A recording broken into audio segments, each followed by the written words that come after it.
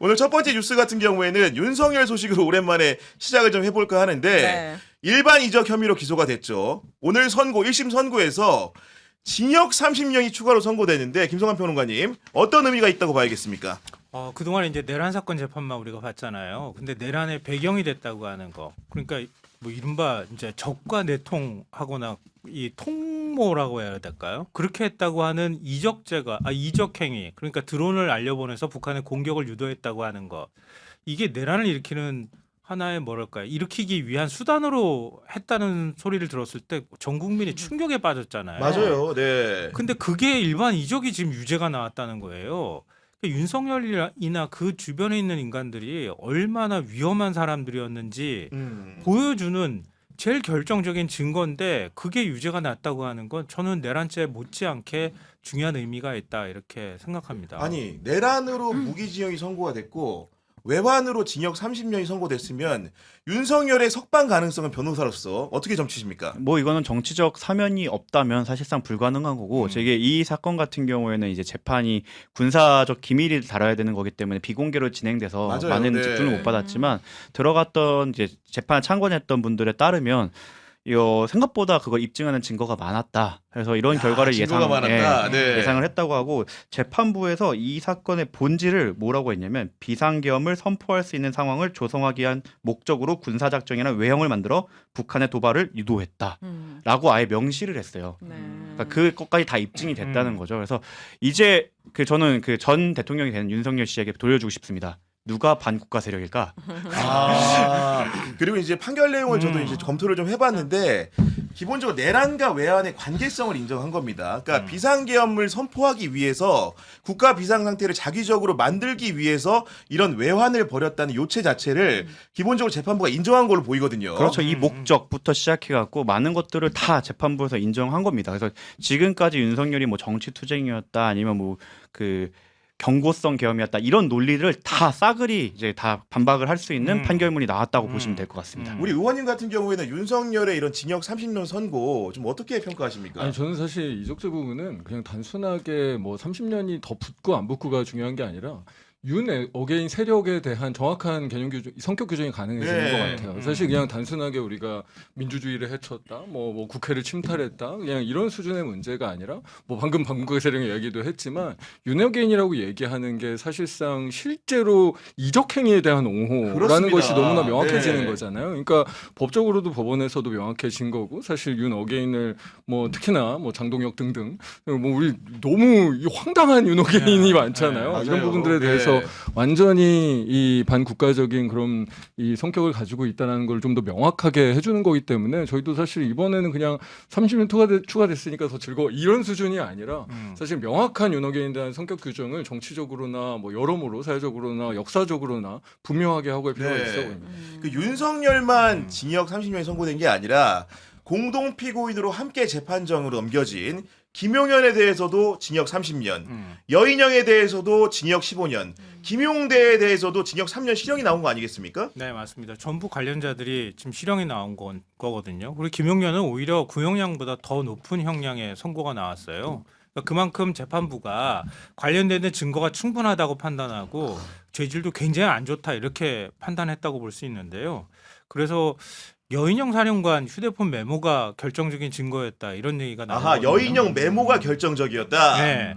그러니까 여인영이 그래서 선고하는 장면, 예를 들면 계엄을 사전에 모의했다는 증거라고 판단된다 이렇게 언급할 때 두 눈을 질끈 감았다 그래요. 김용현은 두 손으로 막 그 얼굴 감싸고, 김용대가 얼굴을 감싸고 막 이렇게 얘기를 했다고 하거든요. 그러니까 거의 좌포자기하거나 좌절하는 듯한 모습을 재판정 안에서 보여줬다고 하는데요. 이 수첩의 메모라고 하는 게 뭔지 아마 많은 분들이 벌써 까먹었을 것 같아요. 그러니까 드론을 알려보냈다는 사실을 우리가 먼저 공개한 게 아니라 북한이 먼저 공개를 했잖아요. 그러니까 북한이 외무성 명의로 북한 평양 상공 침투 뭐 이런 주장 담은 그런 성명서를 냈거든요. 그 사흘 만에 방첩사에서 이제 보고를 한 거예요. 아하. 여인영한테. 근데 여인영한테 보고를 하면서 사실 우리가 날려보낸 무인기였거든요. 드론이었거든요. 이렇게 보고를 하니까 여인영이 이 드론 사령관은 나한테 보안을 유지하라고 하더니 왜 방첩지원부대 그러니까 자기 부대에 이런 얘기를 해준 거냐? 우리가 날려보냈다고 하는 걸 왜 우리 부대한테 얘기를 해줬어? 라고 굉장히 불편한 기색을 드러냈다고 하는 거예요. 아하. 그러고 난 다음에 그 일이 있고 난 다음에 나흘 뒤에 여인영이 작성한 휴대폰 메모를 보니까 불안정한 상황에서 단기간에 효과를 볼 수 있는 천재 이루의 기회를 찾아 공략해야 한다. 이게 드론 날려보낸 거예요. 그리고 평양 핵시설 2개소, 삼지연 등 우상화 본거지, 원산 외국인 관광지, 김정은 휴양소를 북한의 체면이 손상돼 반드시 대응할 수밖에 없는 타깃이다. 요건 아마 뉴스를 통해서 아실 거예요. 그런 일이 있고 난 다음에 거기 메모에다 그걸 했다는 거예요. 그리고 알다시피 12월 3일 날 계엄을 선포한 거죠. 그러니까 계엄 선포의 요건을 만들기 위해서 드론을 날려보내고 드론 사령관하고 자기가 미리 짝짝꿍이 맞았고 그걸 방첩사에서 보고를 하니까 아 이게 나한테 얘기를 우리 부대한테 얘기 안 하기로 해놓고 이게 왜 얘기를 해준 거야? 이렇게 화를 내면서 그 작전 계획의 성격에 대해서 자기가 메모를 남겼다는 거예요. 이것만 봐도 이게 이적행위라는 게 명확하게 드러나는 거죠. 이것 말고도 뭐 사실 지금 비공개로 더 많은 내용이 있을 수 있는데 공개된 것만 정리해도 이 정도인 거예요. 제가 그 드론 날린 날을 잊지 못하는 게 그날이 국방부 국정감사 날이었기 때문에 아 국방부 국정감사 날이었어요. 제가 그날 국방부에서 박정훈 당시 대령이 변호인으로 국방부에 있었고 김용현 전 장관이 거기 앉아 있다가 지금 와서 보면 연기를 한 거죠.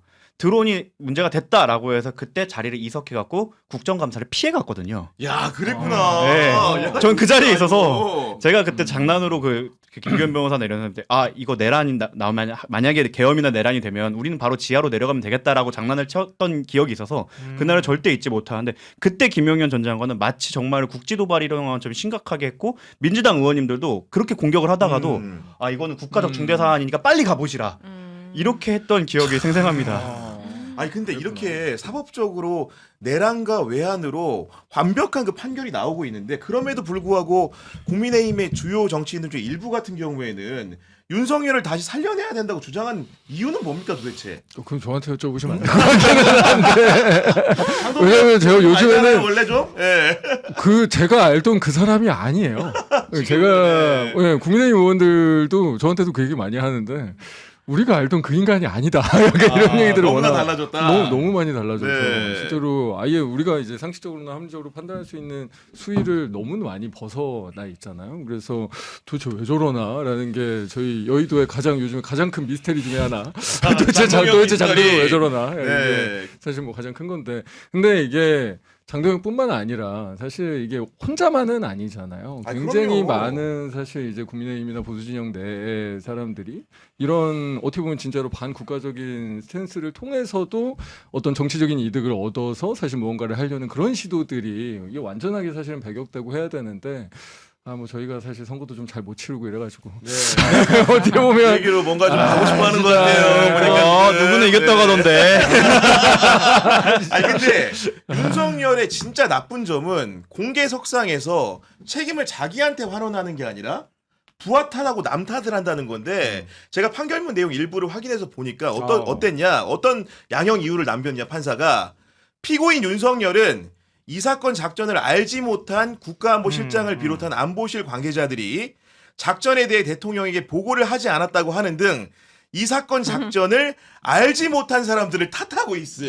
이런 얘기를 하면서 중형인 징역 30년을 선고한다고 판사가 판시를 했는데 이런 윤석열 오히려 너무 화나지 않습니까 지금? 저는 이렇게 많은 분들이 우회적으로 표현하셨지만 결국 우리가 이란 전쟁도 봤잖아요. 본인의 장기 집권을 위해서 전쟁을 일으키려고 한 약간 정신이 도른자잖아요, 사실은.